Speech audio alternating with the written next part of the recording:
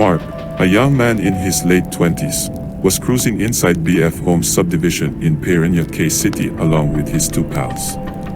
They were speeding along at about 40 kilometers per hour on a quarter-mile-long road known to BF homeowners as CONCHA CRUZ Drive. This long stretch of asphalt used to be the venue for drag races among teenagers in the early 80s.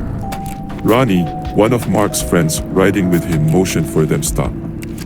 He wanted to relieve himself by the grassy area along the right side of the road. It was nearly midnight and all was quite as usual.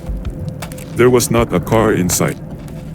After Ronnie finished doing his business, the group went back on the road, cruising along CONCHA CRUZ on their way to El Grande Avenue to bring home their friend Jet.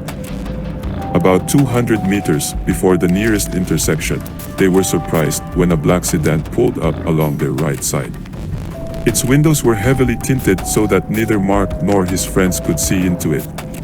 The black car stopped right next to Mark's, obviously spoiling for a drag race. Mark, the son of a race car driver, was just too ready to oblige the unknown challenger. As both car drivers gunned their engines repeatedly, the three young boys noticed the window of the black car slowly being rolled down.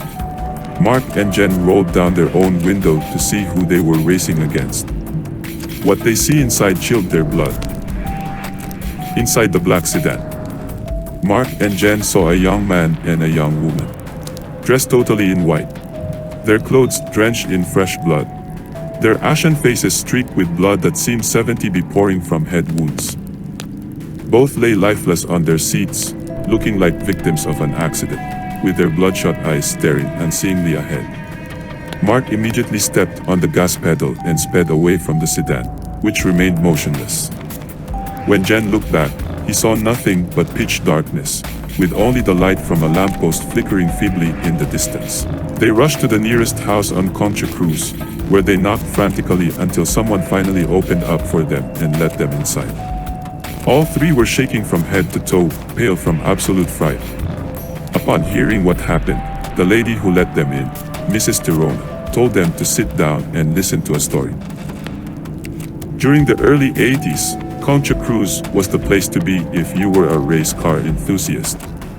Teenagers, beginning at 9 in the evening, would converge at a certain portion of the road to drink beer, play some loud music from their expensive car stereos, and rev up their loaded engines. Most of them lived in BF homes and adjacent subdivisions.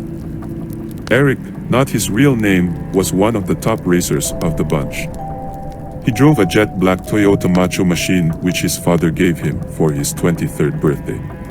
One Sunday afternoon, Eric and his girlfriend, Gianna, were cruising down CONCHA CRUZ Drive when a rival racer, Bernard, pulled up at his side and challenged him to a race. The two cars were right at the very spot where the starting line was drawn. Eric tried to beg off, at the request of Gianna, but Bernard was insistent. Eventually, he managed to provoke Eric into accepting challenge. As the two drivers gunned their engines, Gianna tried to strap on her seatbelt, asking Eric to do the same. But before she could do so, the two cars lurched ahead, careering down CONCHA CRUZ Drive at top speed. All of a sudden, one of Bernard's tires blew out. As the car swerved and skidded off the road at close to 100 kilometers an hour, Bernard's car hit Eric's Toyota, crashing the black sedan into one of the trees. Without the seatbelts to protect them, Eric and Gianna had no chance of surviving. Eric died instantly from massive head and facial injuries. Gianna's head cracked open on impact when she hit the dashboard. She died a few hours later on an operating table. Bernard walked away with only minor bruises. Eric and Gianna were dressed in white during their burial. The black car still haunts CONCHA CRUZ Drive to this day. Sometimes, there are witnesses who claim they still see Eric and Gianna drive down the street, flagging down cars driven by teenagers, showing the kids their wounds. It's probably their way of warning kids not to race down CONCHA CRUZ Drive.